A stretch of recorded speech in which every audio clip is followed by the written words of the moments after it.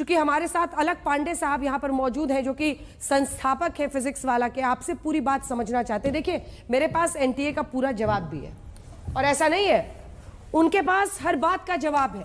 वो कहते हैं कि आप पूछ रहे हैं 67 बच्चों को फुल मार्क्स कैसे आए, वो बताते हैं 44 बच्चे ऐसे थे इस 67 में से जिनको फिजिक्स के क्वेश्चन का ग्रेस मार्क्स सबको मिल गया और इसीलिए उन 44 बच्चों को 716 आए थे लेकिन फुल मार्क्स हो गया क्योंकि ग्रेस मार्क्स मिल गया।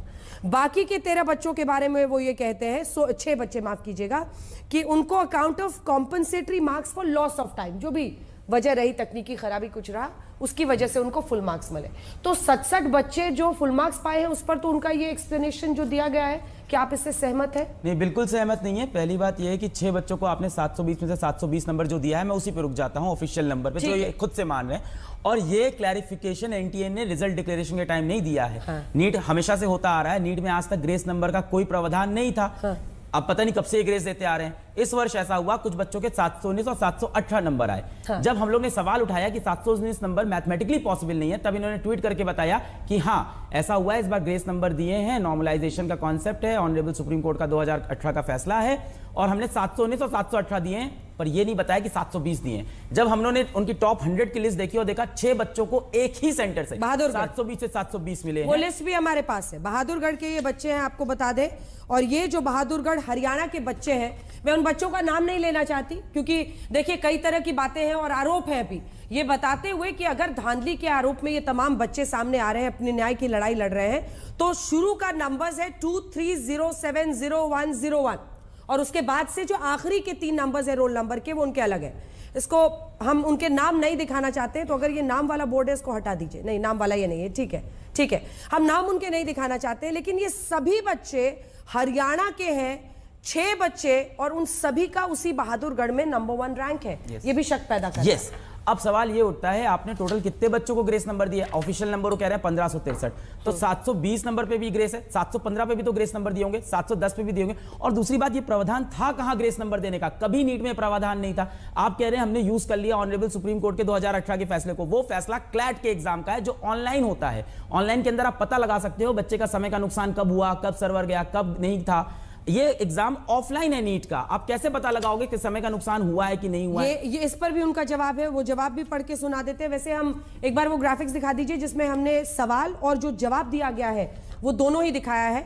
एनटीए की तरफ से जो जवाब इसमें दिया गया है उसमें उन्होंने कहा है कि हमने CCTV footage, the committee considered the grievances representation on the basis of factual reports of functionaries and CCTV footages from concerned exam center। यानी जो लोग एग्जाम करा रहे थे, परीक्षा करा रहे थे, और जो सीसीटीवी फुटेज वहां पर था, उसके आधार पर हमने ये तय किया कि कौन लेट हुआ है, नहीं हुआ है, और ग्रेस मार्क्स दिए। ठीक है, अब बताइए। अब इस पे ये बात है कि एनटीए का आप ब्रोशर पढ़ो, नीट के ब्रोशर में लिखा है कि हमारे सारे सेंटर्स के हर एक रूम में सीसीटीवी कैमरा है, उसकी लाइव फुटेज की लाइव व्यूइंग करते हैं अपने कंट्रोल रूम से, ह्यूमन और एआई की मदद से। मतलब एग्जाम होते वक्त आपको यह दिखा था। 5 मई को आपने शाम को एक प्रेस रिलीज किया जिसमें लिखा कि सवाई माधोपुर के सेंटर को छोड़ के किसी भी और सेंटर पे ना समय का नुकसान हुआ है और शांतिपूर्वक तरह से एग्जाम हुआ है। जब 5 मई को आप ये बात कह रहे थे लाइव सीसीटीवी फुटेज का देखने के बाद, किसने कहा है आपको? एनटीए ने। ये प्रेस रिलीज है, प्रेस रिलीज 5 मई का। आपको प्रेस रिलीज निकाल लीजिएगा, ठीक है। मैं भी अपनी रिसर्च टीम को कहती हूँ क्योंकि देखिए ये मामला बहुत मोबाइल लेके नहीं बैठा हूं, ठीक है, मैं इंश्योर करती हूँ मेरी रिसर्च टीम ये कह रहे हैं कि इसी एनटीए की तरफ से, जो कि नेशनल टेस्टिंग एजेंसी है, उसकी प्रेस रिलीज है कौन सी तारीख को? 5 मई की। 5 मई को, जिस दिन परीक्षा हुआ था। हम आपको एक बार फिर से ये भी बता दें कि लगभग 24 लाख बच्चे रजिस्टर हुए थे इस परीक्षा के लिए। 5 मई को ये एग्जाम हुआ। 5 मई का प्रेस रिलीज निकालिए जरा एनटीए का। और उसके बाद सेंटर 4750 थे। परीक्षा में शामिल छात्र 33,33,000 थे, 23 लाख माफ कीजिएगा, 23,33,000। रिजल्ट 4 जून को आता है और उसमें पास हुए 13,16,000 बच्चे। और इनका कहना है कि 5 मई को ही ये बाकायदा प्रेस कॉन्फ्रेंस में कह दिया गया था। नहीं, ये उसका प्रेस नोट जो वेबसाइट पे आता है, ठीक है, वेबसाइट का प्रेस नोट है उनका। और उसमें उन्होंने क्लेम किया कि सवाई माधोपुर छोड़ के हर जगह हमारा कहीं भी समय का नुकसान नहीं हुआ है, शांतिपूर्वक एग्जाम हुआ है। ठीक है पांडे, मुझे ये समझाइए कि 6:30 तक वो बच्ची बता रही थी कि पहले हो जाता था, सही बता है ना, आपको एडमिशन मिल जाता था। सही बता रही। इस बार कितने मार्क्स लाने तक पे ही एडमिशन हो पा रहा है?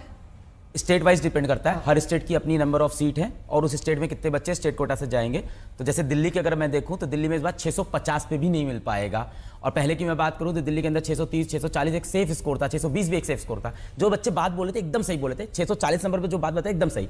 तो 640 पे 2001 में रैंक बनी 6000, अगले साल 7000, अगले साल 10,000। इन्होंने बोला 20% बच्चे बढ़े हैं तो रैंक 6000 से 7000 से 10,000।